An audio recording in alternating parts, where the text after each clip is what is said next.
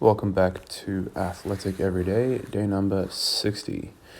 Coming at you with another jump session for you. Everything I did today is on the screen right now, minus the rollouts and one less set on the lunge jumps.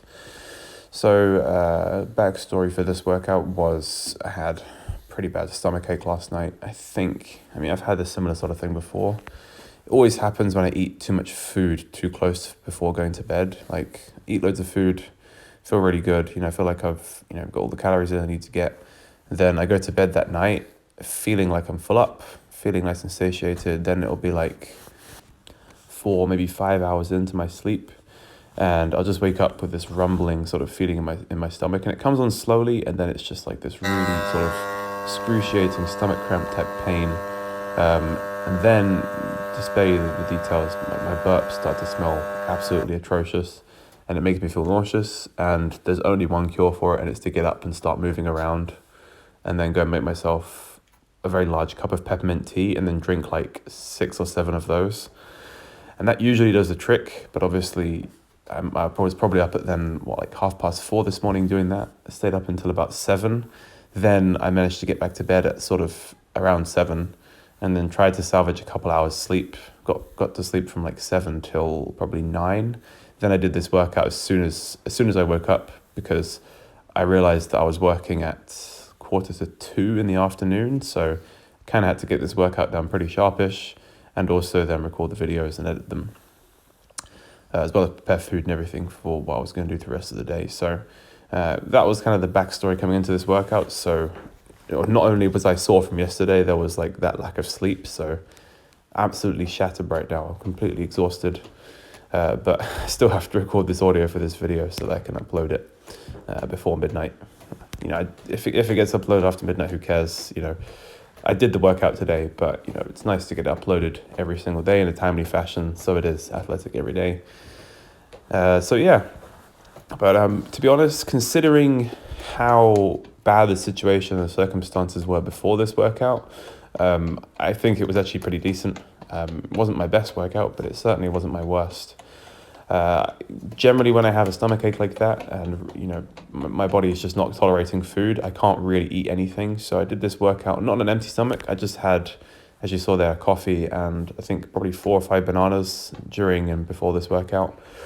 And that energized me quite well. And yeah, I must say there's a lot to be said for intra-workout glucose. Having bananas or dates or some kind of sweet, something that's sugary during a workout really does help to contribute to high energy levels, because without those bananas, this workout would have absolutely sucked. I would have really struggled, especially with the power cleans. The jump session already will take it out of you. That's quite taxing on the central nervous system. Maximal effort jumps, trying to jump as high as you can, 30, maybe even 40 attempts. Then trying to go into doing heavy 1RM, maybe not necessarily 1RM, but heavy singles on the power clean. That is a lot to ask, especially when you haven't slept well and you also haven't eaten any breakfast. So generally these workouts, if it's this one, like the jump session, the power cleans, and then everything else on top of it, the warm-ups and everything, it probably takes me in excess of around 1.5 to 2 hours, depending on the time. I probably started this workout around 10 a.m. and I probably got done with it around 11:30, 1:45. So that's why I was kind of rushing around like crazy to get ready for work. So I do often feel like there's quite a big time pressure for me to get this workout in, as well as do my 8-hour shift at work. It just seems like I don't have much else, much of a life outside of those two things for me at the moment. But hey, that's the kind of lifestyle I'm living, and I'm not complaining about it. So yeah, but all in all, this jump session went quite well. Didn't definitely jump my highest, but made a couple of dunks I haven't done before. Did some off the dribble 9'3" dunks, which I'm pretty pleased with. And I managed to get it off both plants, so left, right, and right, left, and with the left hand and the right hand. So all 4 2-foot kind of general approach varieties that you can do. So you can do left, right with the left hand, left, right with the right hand, right, left with the left hand, and right, left with the right hand. Generally, I would say that is my standard before I move up and try it on a different height.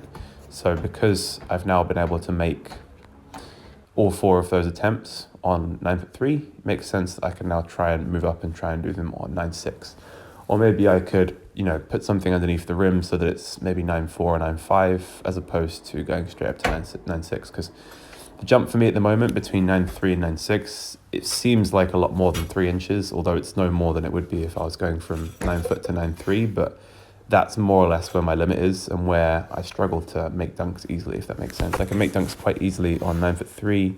I've got like a few inches of extra spare vertical to go there, but anything above 9'3", like 9'6", 9'4", I'd say probably 9'4", 9'5", and then up to 9'6", that's when I start to struggle and I don't make them as easily, unless they're like really simple dunks. So off the dribble dunks on 9'6" are like my next goal to go for. And then if I can do off the dribble dunks on 9'6", then I should be able to consistently make just the standard like full approach running with the ball without dribbling. I guess you could call that traveling, up onto 9'9" afterwards. So that's where that's going to go. Then did hit some PRs for these power cleans. It's really weird actually. Sometimes when I do a power clean, it feels like it's not snappy off the floor at all. And there's other times I'll be like running up to the bar and think like, oh yeah, just be like Ilya and grip and rip and just go. And it's just having that intention of doing that actually helps the bar move faster for me. And again, it just comes back to what I was saying the other day about neural drive and actually having like the mental aspect of it, like the kind of intention you set before you do a maximal effort full sprint exertion or like a one time max effort exertion.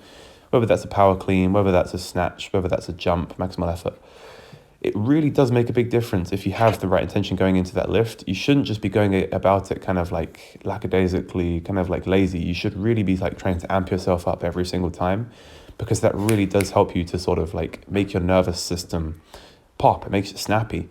And it really does, it sounds kind of crazy, but setting an intention to do that before every single lift, it really does make a big difference. I mean, you can go back and look at some of those, the difference between how fast the bar is moving on some of those power clean reps. There were some of them when I was pulling that 112 that I was like, damn, this feels really easy. I could go up to 115.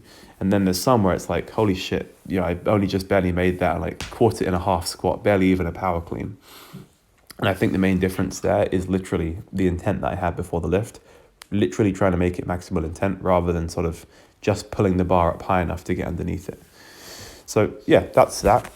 These lunge jumps, these didn't feel too good, to be honest. You can see that I'm probably not splitting my legs enough in the air when I come down, and I'm sort of keeping my feet too close together. Makes it very difficult to jump from that position. I'm not too familiar with lunge jumps, but they're in the program, so that's why I'm doing them. And these were actually supposed to be rollouts with the ab wheel as opposed to leg raises, but I looked at the wrong week. So this is week 6 workout. Week 6's workout as opposed to week 7's, but still a good core exercise. I enjoy doing hanging leg raises. But as of next week, if it calls for rollouts, I'll do rollouts. Personally, I don't have a preference when it comes to core training, as long as it's getting enough stimulus and you can do a choice of static or dynamic exercises.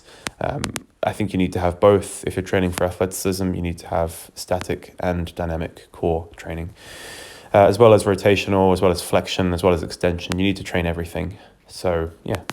All right, that's pretty much it from me, and I'll catch you guys in the next one. Thank you for watching.